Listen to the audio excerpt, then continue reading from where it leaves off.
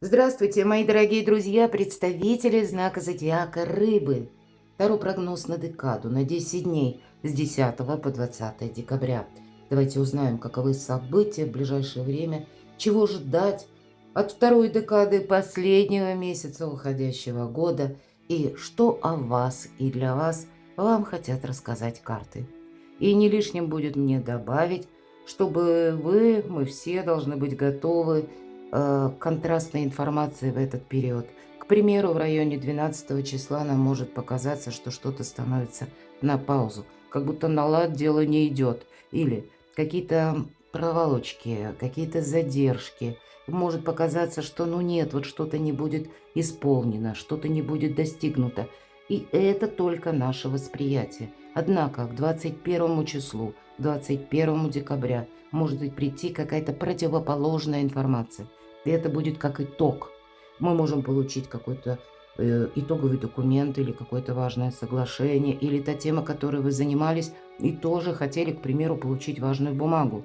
Куда-то отправляли запросы, и вот тоже это дело тянется и до бесконечности. Уже, может быть, затянулось. Мы можем тут что-то уточнять или где-то пытаться по новой запустить какой-то процесс, имеется в виду с документами, если мы, да, уточнять, я именно вот эту фразу сказала. Но вот тогда к 21-му тут как раз будет для нас что-то определено и понятно. Вот этот самый итог.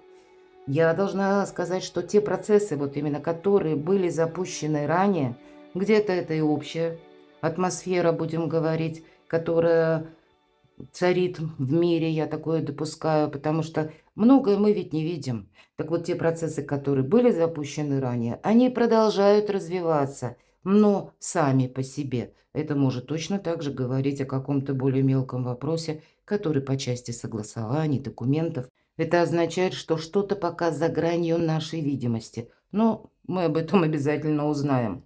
Люди могут в этот период тоже, примите к сведению, нам могут говорить «да», а сами при этом где-то предполагать «возможно». Или люди могут нам говорить «я подумаю», «может быть», а по факту они уже готовы нам сказать «нет». Люди склонны менять мнение, мои дорогие рыбы и рыбки. Вы ведь тоже можете изменить свое мнение. Почему? Ретро-уран в Тельце. И это оказывает влияние на каждый знак зодиака. И где-то это оказывает влияние больше на знаки зодиака, стихии земли и воды, ну или все те вопросы, которые касаются нашего благополучия. Вот у каждого человека какая-то своя концепция благополучия, и он будет отталкиваться в этот период исключительно от этого. Не забегая немного вперед, еще и до конца января, это точно. Поэтому, как и мы можем менять свое мнение, потому что, ну вот есть какая-то целесообразность, так и какие-то прояснения у других людей. Вот давайте мы с вами начнем наш прогноз. И первая колода 78 дверей, открыты двери или закрыты. 3 карты, 3 знака судьбы. Потоковая информация. Что, может быть, спешит на ваш порог? Или что, куда вам, может быть, придется отправиться, но вот в плане дверей, да? Или какими вопросами заниматься, в какой сфере жизни вам доведется принимать важные решения. Такое тоже не исключаю. И добавим на второй колоде, давайте я перемешаю. И первый вопрос. Что желает войти в вашу жизнь, но вы пока не видите? События на вашем пороге с 10 по 20 декабря. И что нам скажут карты, с чем это связано, что спешит именно, да? И что прояснится с 10 по 20 декабря, давайте тоже с вами узнаем. Чего ждать в сфере личной жизни, любви и взаимоотношений? Что ждет вас в финансах? И что ждет сфера достижений? У кого-то учеба, у кого-то работа, документы важные, согласования, важные встречи, контакты, контракты. У кого что? Итак, первый знак судьбы. Король мечей. Но вам придется какие-то рациональные решения принимать. Вы можете контактировать с людьми, которые буквально сильнее мира всего. Может быть, это какие-то структуры. Возможно, это Официальные лица, чиновники или представители власти, тут у каждого по-своему, но именно рациональные какие-то решения. Здесь ни разу не про эмоции. Возможно, это именно касается документов, когда вам нужно оформить какую-то бумагу или документ. Карта вам также говорит о том, что не время для эмоций. Ну вот ни разу. Для кого-то из вас узкие специалисты идут по этой карте тоже. Буквально нам врач показан, да, такое может проходить. Люди в погонах тоже проходят. Но точно так же проходят адвокаты, юристы. Вот правда сама по себе. Вот как у врачей, да, есть одна правда. И нравится больному или нет, ну, говорим, что есть. Точно так же и где-то юрист нам скажет то, что есть на самом деле. Мы могли не знать законов, предполагать что-то там, да, а вот есть буква закона. Олицетворение тех людей, которые работают как бы в рамках. Рамки имеются в виду протокола, приказа, в том числе и врачи где-то, да, или узкие специалисты, которые в рамках своей профессии, такое тоже иногда проходит, как люди, работающие с металлом, например. Но вот они работают именно то, что по им полномочиям, по их полномочиям, точнее, положено. Вот они в этих рамках и действуют, не больше и не меньше. Значит, какие-то конкретные темы, вопросы или подписание документов, я должна сказать, мы с учетом ретро-урана, тут все то, что с приставкой «пере». Пересмотр, пересоглашение, да, или контракты. Переподписываем. У кого-то брачные контракты, у кого-то контракты, касаемые работы, у кого-то учебы, может быть, тут тоже какие-то вопросы. Но вот так вот холодно, рационально. Холодная голова. Здесь не про эмоции. Вот такой знак судьбы. Примите во внимание. И вам нужно понимать, что может быть, когда вы знаете, как в отношении вас работает закон, может быть, кому-то и стоит разузнать, прежде чем кому-то что-то пообещать или на что-то согласиться, мои дорогие. Будьте внимательны. К вниманию, как минимум, во всем призывает карта, да? Ну, буквально можно сказать, если вы за рулем автомобиля, я иногда это дополняю, эту карту, ну, не превышайте скорость, да, мы именно в рамках закона должны действовать. Дорогу вы переходите, переходите не там, где всегда, а там, где положено, потому что закон все-таки порядок подразумевает эта карта. Двойка кубков. Любовь, мои дорогие, договоренности, баланс. Но это всегда именно союз двух людей, когда друг другу вы доверяете, понимаете друг друга без слов. Это карта искренних отношений. Не просто заинтересованность, а это именно взаимообмен одинаковый. Недаром двое друг другу как будто обмениваются подарками. Может быть, по двойке кубков даже какая-то тема, не только как бы касается взаимоотношений личной жизни, но это еще как партнерство. Партнерство с тем человеком, который помимо, ну, какого-то эмоционального фона вам еще и несет какой-то финансовый эквивалент, потому что присутствуют все-таки подарки. Может быть, это вам так рационально нужно определиться, не просто куда вы идете, а еще и с кем. Ваше окружение, кому вы можете доверять, кто вас не подведет. Ну, вот этот энергообмен взаимный. Если вы кому-то помогаете, то и вам придут на помощь. Это не игра в одни ворота. Нет. И врата у нас тут открыты, мои дорогие. Дверь, кстати, тоже. Нет закрытых дверей. Давайте третий знак судьбы. А тут эти двери, иными словами, вход в грот. Вы сами будете думать, перед кем вы закроете, а кому готовы открыть. Всегда семерка жезлов – это когда на нас оказывают воздействие, ну, как минимум 6-7, да, этих жезлов или человек, и каждый имеет свою заинтересованность четко. И нам могут что-то транслировать приятное, усыпляя нашу бдительность, к этому нужно быть готовым. Но точно так же могут нам сказать что-то и не очень приятное, но это будет так, правда, выглядеть. Понимаете, вам анализировать что-то придется, но для этого иметь как будто запасной аэродром вам будет неплохо. Вот как этот грот. Явно человек не хочет, чтобы кто-то видел, да, что у него есть. Может быть, это и есть запасной аэродром, а может быть, это его жилище. Кто-то будет буквально по жилью решать вопросы. Но и окружение ваше, оно тоже присутствует. Здесь могут быть по семерке жезлов и точно так же вопросы работы. Вы определяетесь, с чем вы занимаетесь, как в отношении вас или с кем, точнее, вы занимаетесь, какой-то творческий, может быть, союз или просто как контакты, да, что следует продолжать, что нет, на кого понадеяться, на кого нет. Вот есть тут какая-то аналитика, как будто в каждом шаге. Много мелких вопросов, это точно всегда по семерке жезлов. Но, наверное, основное знать законы или понимать меру ответственности, раз. И второе, не заблуждаться.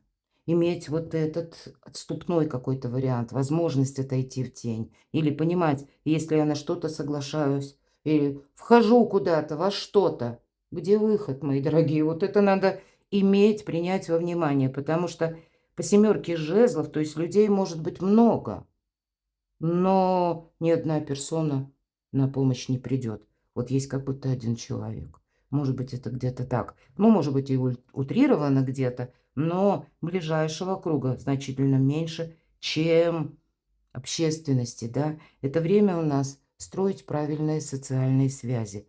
Ну, вот, наверное, критическое мышление вам в помощь. Что желает войти в вашу жизнь, но вы пока не видите? Дорога, само путешествие. Может быть, и переезд. Может быть, переезд куда-то очень далеко. Именно потому мы отправляемся от прежнего, как безжизненного берега, потому что там уже либо ничего не растет, либо мы не можем раскрыть таланты, либо у кого-то это по смене работы может проигрываться. Не буквально переезд, а у кого-то именно как путь. Потому что мы идем в будущее, у нас должно хватить мужества на следующий шаг. Может быть, это какая-то промежуточная траектория, я такое допускаю. Значит, как движение вперед продолжится, ведь это карта заслуженного успеха. Иногда эта карта ознаменует, когда мы учим что-то новое, учим языки или учим язык программирования, осваиваем какой-то скилл, навык, профессию, специальность и делаем это не буквально вот как сели за парту и так, да, академически на долгие годы что-то изучаем. Нет, а мы быстро через опыт приобретаем что-то. Ну, у нас сейчас, благо, много возможностей, много курсов разных, да, или когда мы можем на рабочем месте буквально освоить какую-то специальность и за несколько месяцев стать практически специалистом. И далее уже в процессе практики обрастать вот этими возможностями и опытом, да. Тут опыт имеет значение именно потому, что мы делаем поступательные шаги. Ну и заслуженный вот этот успех вы пока не видите, что он у вас будет. Тут есть какая-то тема, мои дорогие, которая вам буквально по судьбе. Либо это род занятия, род деятельности, или буквально переезд. Вот что-то такое у каждого по-своему. Это тот успех, который начинается с первого шага. На пороге с каких событий вы стоите? Ну, вот я говорила, да, семья или вот какое-то ближайшее окружение. Здесь у нас семья как связь поколений.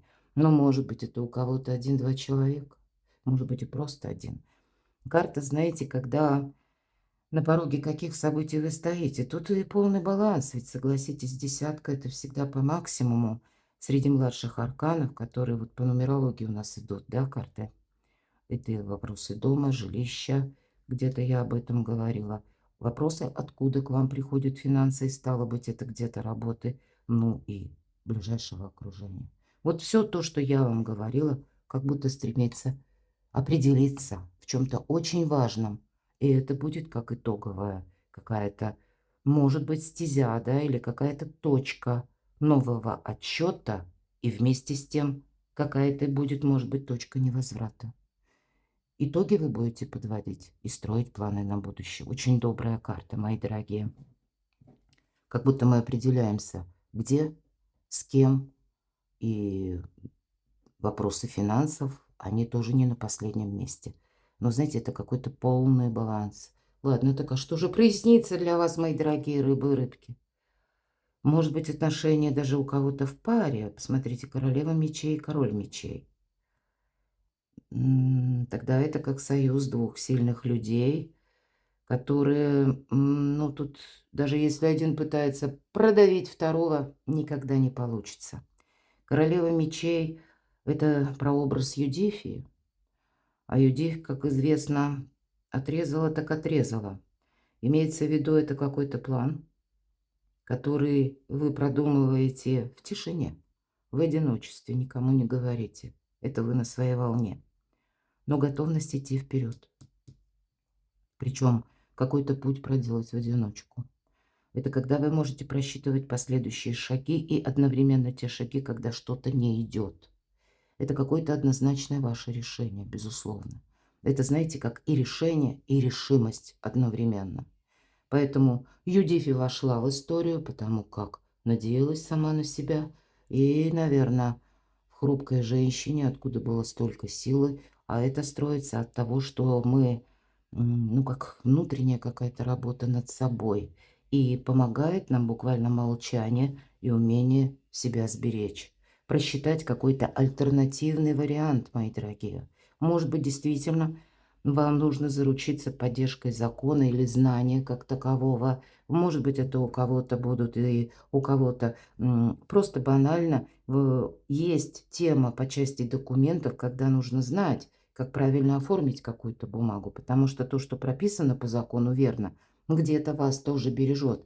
Но здесь, правда, можно сделать какой-то очень важный шаг в своей жизни, который потом ведет к успеху. Но больше ведь королева мечей нам говорит о том, что надейся сам на себя. Рационализм, холодная голова.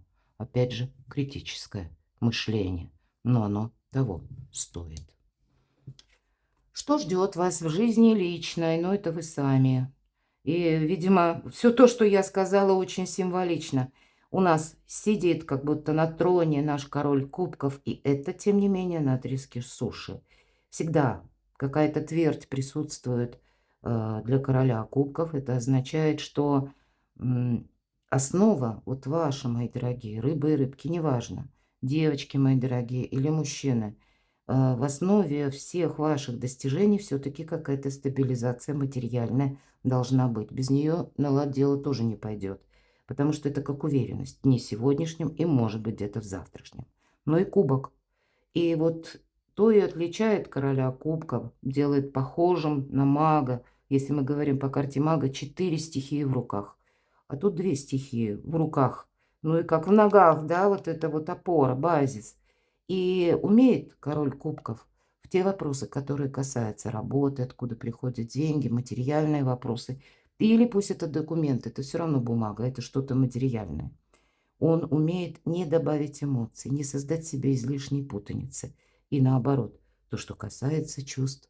Король кубков умеет и принимать любовь, и дарить эту любовь, и не быть буквально таким сухим прагматиком. Поэтому не смешиваются эти 2 стихии. Вот для вас, что может быть лучше, да, вы чем-то остаетесь довольны, что-то вас будет определенно радовать, причем может быть как и по части финансов, так и по части личной жизни.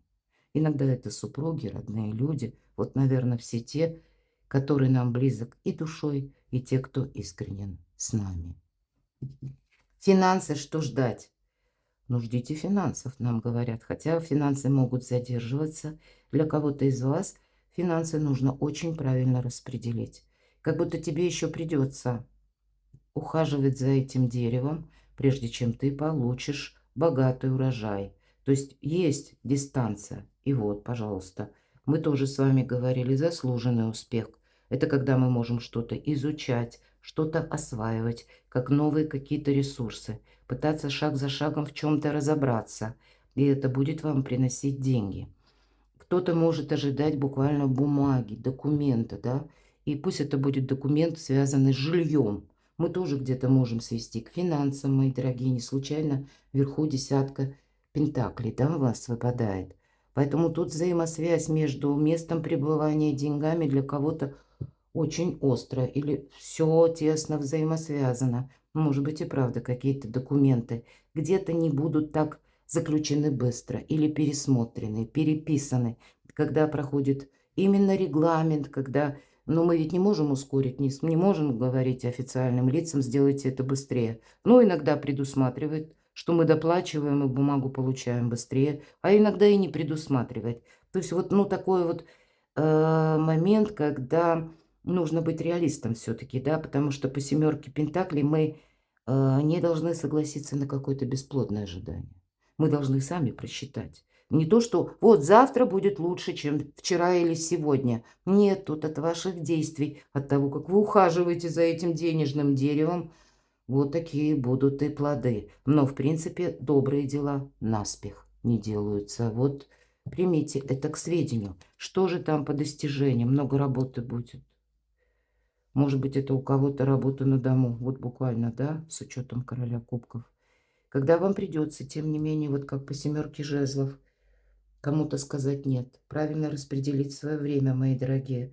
Времени у вас не хватит, чтобы действовать как прежде. Вам себя, безусловно, придется перестроить. Может быть, поэтому тут ведь тоже, мы сказали, отрезала так отрезала. То есть научиться, может быть, красиво говорить «нет», не вызывая и конфронтации, да, против себя, как будто вы просто не хотите, а может быть, кому-то придется так вот терпеливо объяснять, почему не может быть с вашей стороны какое-то продолжение. Вполне вероятно, я такое допускаю, потому что вам не просто силы свои нужно рассчитать правильно, а и время.